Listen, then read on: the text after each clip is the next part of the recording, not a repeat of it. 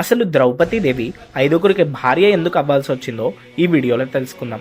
అర్జునుడు ద్రౌపదీదేవిని తీసుకొని ఇంటికి వెళ్ళి అమ్మ ఇవాళ భిక్ష తీసుకొచ్చా అని అంటాడు. కుంతీదేవి రోజులాగానే మీ ఐదుగురు పంచుకోండి అంటుంది. కానీ కుంతీదేవికి ఆ భిక్ష ద్రౌపదీదేవిని తెలియదు. తెలిసాక ఇలా ఎందుకు జరిగిందని ఆలోచిస్తుంది. అప్పుడు ధర్మరాజుకి వేదవ్యాస మహర్షి చెప్పింది గుర్తొచ్చి మన ఐదుగురం తనని పెళ్లి చేసుకుందామని అంటాడు. కానీ ఇక్కడ ద్రుపద మహారాజేమో అల్లాడిపోతూ ఉంటాడు. ఎందుకంటే తన కూతుర్ని అల్లారు ముద్దుగా రాజభోగాల్లో పెరిగిన ఆమెని ఇప్పుడు ఒక బ్రాహ్మణుడు తీసుకువెళ్ళి కటిక నేల మీద పడుకోబెట్టి భిక్షాన్నం పెడుతూ ఉంటాడని తెలిసి బాధపడి వాళ్ళని పిలిపిస్తాడనమాట. ధర్మరాజు అండ్ పాండవులు అందరూ వస్తారు. అప్పుడు ద్రుపద మహారాజు మీరెవరు అని అడుగుతాడు.